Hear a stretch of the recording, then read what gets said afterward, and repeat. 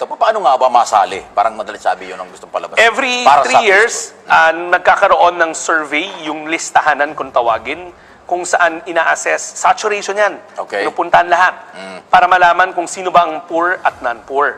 Ngayon, dahil sa batas na napasa ng Kongreso last year, hindi na DSWD ang gagawa ng listahan. Starting this year to next year, PSA na at ang mga local government units. Philippine Statistics Ang gagamitin na nila yung CBMS or yung Community-Based Monitoring System.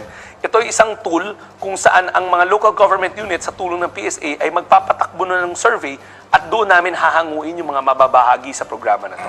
Ito pa, Secretary, paano ba ito, may pagbabago ba ito?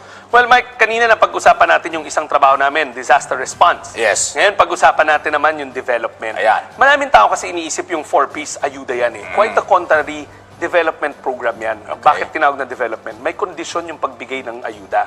Kasi pag direct ayuda, social welfare yan. Pero ang 4Ps ay development. Bakit? Ang layunin nito, hindi mabali lang yung kahirapan per se, but mabali ang kahirapan na nasasalin sa anak. Okay. Intergenerational Yun, poverty.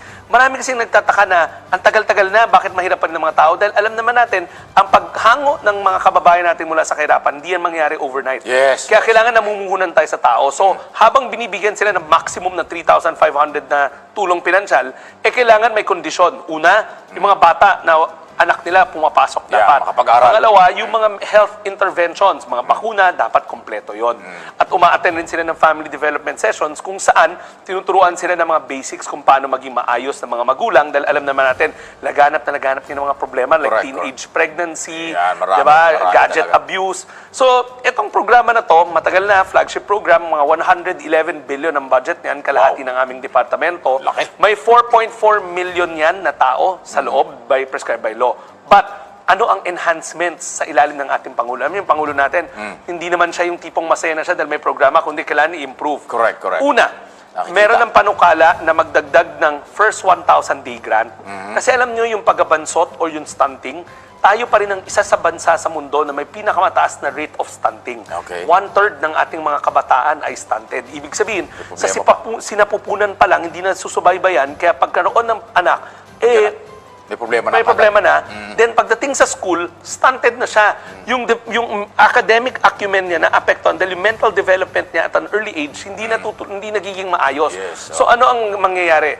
Sabi ng Pangulo, gusto niya matutukan ng ating mga pregnant, mga buntis, mga nagpapasuso ng mga nanay, Okay. hanggang 2 years old ng bata. Babantayan. So magdadagdag tayo ng first 1,000 days grant para sa mga nanay na bahagi ng 4Ps na pregnant and lactating women. Hindi lang pala trabaho ng Department of Health, pati yung sabihin, trabaho ng doktor, nagiging trabaho na rin yun. Kasi ang stunting, hindi lang siya health issue, kundi it's a community issue Yeah, also. okay. Meron kasi mga aspeto na kakulang sa tubig, Yeah. kaya nagkaka-diarrhea, kulang sa early childhood simulation, walang mga daycare center. So, it's a whole of government approach again. Correct. Kaya nga, yan ang unang enhancement na mangyayari sa 4Ps program sa ilalim ng ating Pangulo, Ferdinand Marcos Jr. Ang madagdagan ng paggabay sa ating mga pregnant, yung mga buntis, nagpapasuso ng mga nanay, pati yung 0 to 2 na bahagi ng 4Ps program. Okay. Pangalawa, isa pa sa gusto na ipagawa sa amin at ginagawa na fully automate yung system. Ayan. Kasi may mga areas pa nitong programa na to na mano-mano. Kaya tumatagal minsan yung pagbigay ng grants. So, ngayon, pinag-aaralan natin kung paano ma-fully automate yung buong sistema. Okay. Well, ito related ng tanong tungkol sa listahan kung nababago ba ito. Ngayon, ang tanong ko pang isa dyan, pahabol ko lang, Secretary. Namomonitor ba ninyo yung maaaring may paglabag, violations, hindi nakakasunod dun sa layunin ng 4Ps? Sinasabi Yes. mo nga, hindi ito ayuda, pagkatapos matanggap mo, tapos na, hindi kailangan may development. Anong Kasi meron violation? tayong mga city link Ayan. at municipal link, mga social workers to. Meron pa tayong mga social welfare assistants na nakakalat sa buong bansa Monitor who are yan. tasked to do case management. Ayan. Ang trabaho ng DSWD kasi case management. Yes, So talagang meron tayong mga nahuhuli na hindi nagko-comply.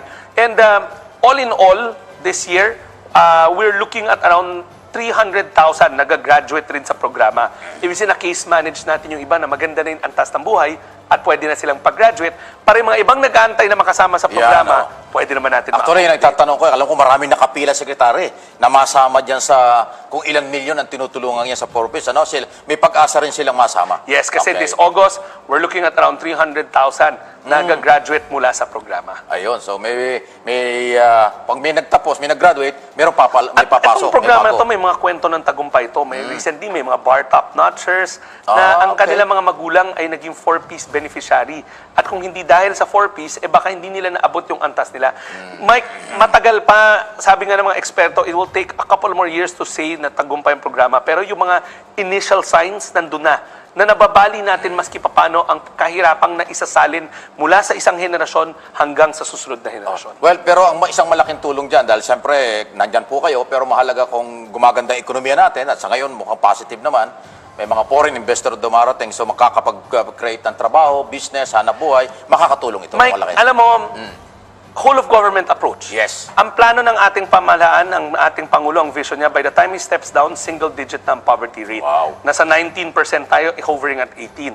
So, importante na habang lumilikha ng trabaho ang ating economic team, nanghihikayat ng mga mamumuhunang negosyante. Economic manager, Importante ang ating mga mamayan kaya sumalo at sumabay sa paglago ng ekonomiya.